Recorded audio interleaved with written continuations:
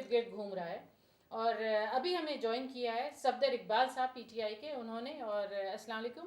وعلیکم السلام. صفدر صاحب, آپ کے آنے سے پہلے ابرار میر صاحب سے ہم بات کر رہے تھے پاکستان میں این آر او کی اہمیت, اور کیا اب آپ یہ بتائیں کہ آپ کیا سمجھتے ہیں کہ این آر او کے لیے جو اتنا بڑا جلسے جلوس ہوئے, کہہ لیں ایک طرح کا بڑا,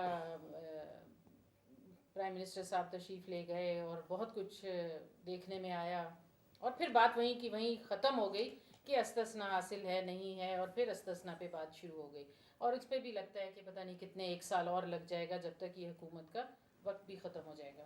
تو آپ یہ بتائیں کہ یہ کیا سلسلہ ہے, کیا ہونا چاہیے, کیا نہیں ہونا چاہیے؟ دیکھیے, میں کچھ این آر او یا میمو گیٹ پہ کہنے سے پہلے I'm really very sorry, میں ٹریفک میں تھوڑا اسٹک ہو گیا تھا, اس وجہ سے میں لیٹ پہنچا ہوں. تو این آر او کا جہاں تک تعلق ہے, جیسا کہ آپ کو پتا ہے مشرف کی گورنمنٹ میں 2007 میں اکتوبر, یہ ساری کہانی انہوں نے 8,000+ لوگوں کو انہوں نے اس چیز کے ساتھ ڈیفینڈ کر دیا جو کہ کرمنل تھے, جنہوں نے تاوان, بہت بڑے بڑے اس میں کرائم ہیں. اب ان تمام 8,000 لوگ ہیں, ان میں سے ایک ایسے انسان ہیں جو کہ ہمارے کنٹری کے پریزیڈنٹ ہیں. اب ان 7,099 کی طرف جانے کے لیے یہ ضروری ہے کہ ہم سب سے پہلے جو ہیڈ آف دی اسٹیٹ, جو کہ آرمی کے بھی کمانڈر ہیں, ان کا پہلے احتساب کر لیں.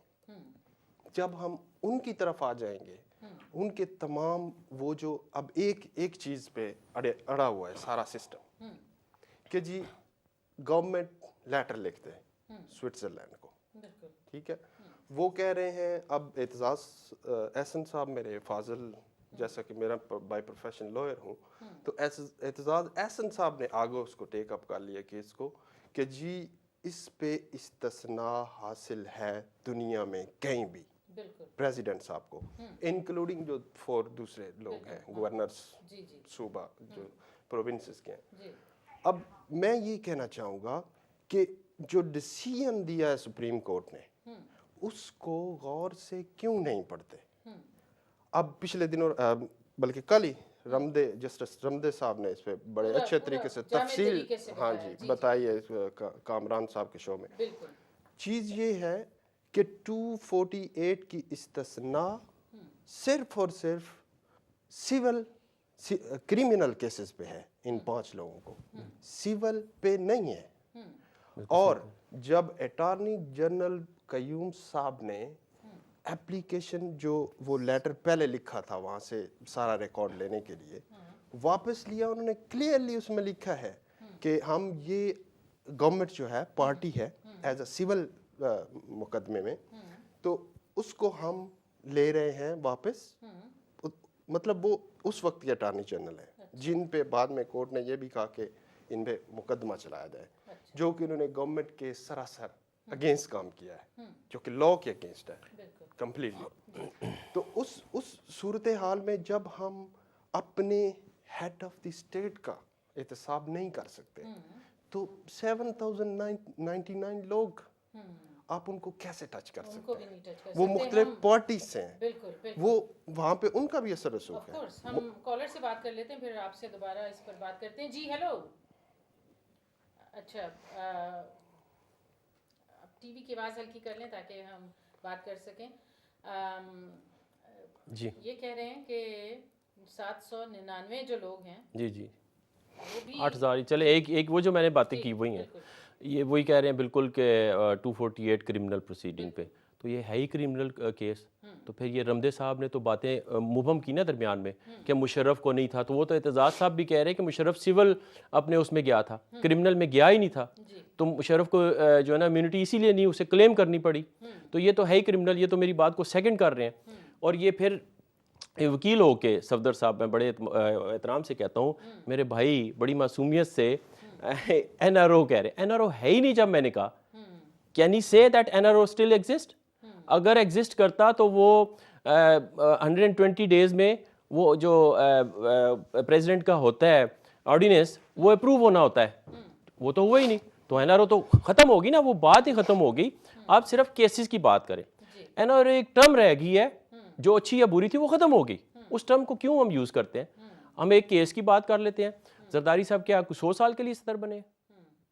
एक 1.5 साल रह गया ना, उसके बाद उन्हें वोट आउट कर दें या अभी कर दें 2/3 मेजॉरिटी। ये पीटीआई जो कह रही है ना, हम तो सुनामी आ गया ना, जो भी अभी सरगोदा में इनका सुनामी खुला के रह गया, पता लग गया इनको। हाँ, लेकिन जरदारी साहब जो हैं वो अभी फिलहाल अगले इलेक्शन के लिए भी वो बिल्कुल तो वो हक है ना, प्रेसिडेंट ही रहेंगे। हमारा हक है वो, तो हारना जीता तो बात की बात है ना, हम इलेक्शन लड़ेंगे, वो तो हमारा हक है। बिल्कुल। अच्छा, अब मेमो गेट पे आते हैं, क्योंकि एनआरओ पे हमने पहले हाफ में काफ़ी बात की थी। मेमो गेट जो है वो अब इस नहज पे आ गया है कि जो गवाह है उसको पहुंचने नहीं दे रहे, और उसकी रुकावट, हर किस्म की रुकावट हुकूमत डाल रही है कि वो पहुंचे ही ना और फिर बात आगे बढ़े ही ना। तो आप क्या समझते हैं कि ये मसला कैसे हल होगा, क्योंकि ये भी बहुत इम्पोर्टेंट मसला है। देखिए, पहले तो ये कोई एक बंदे को सिक्योरिटी प्रोवाइड करना गवर्नमेंट के लिए कोई बड़ा इशू नहीं है। We can easily do it. और ये एक महज जो मेन जो जड़ है वहाँ तक पहुँचने से रोकने की कोशिश की जा रही है। ये हैं बहुत ही डेलिकेट दोनों इश्यूज, हमें बहुत भी केयरफुल होकर बात करना पड़ती है, क्योंकि इसमें हमारे मुल्क की टोटल सिक्योरिटी इंटरेस्ट इन्वॉल्व है। लेकिन मजबूरी है, कुछ हम बोलने के सिवा और कुछ कर ही नहीं सकते। इस वक्त जो सिचुएशन है, सिचुएशन ये है कि उनको यहाँ पे लाने के लिए कोई इतना बड़ा इशू नहीं है। ठीक है, उन्हें अगर वो कह रहे हैं कि हमें फौजी जो सिक्योरिटी दी जाए, ठीक है, अगर वो भी नहीं दे सकते तो थर्ड ऑप्शन अवेलेबल है, दुबई में कहीं और किसी कंट्री में अपना कमीशन जाके बिठा के वहाँ पे वो केस को ले सकते हैं, टेक अप कर सकते हैं। उसके लिए उन्हें बस अप्रूवल चाहिए, तो इसको आगे बढ़ा लें। लेकिन इसको किसी ना किसी साइड पे अब जाना चाहिए। इसमें पूरी एक बहुत बड़ा डिजास्टर है। देखें, आर्मी पूरी, आपकी ISI, सब इतने बड़े इंस्टीट्यूशन जो आपको प्रोटेक्ट कर रहे हैं कंट्री के अंदर, उनका इमेज खराब हो रहा है। कॉलर से भी बात कर लेते हैं। जी हेलो,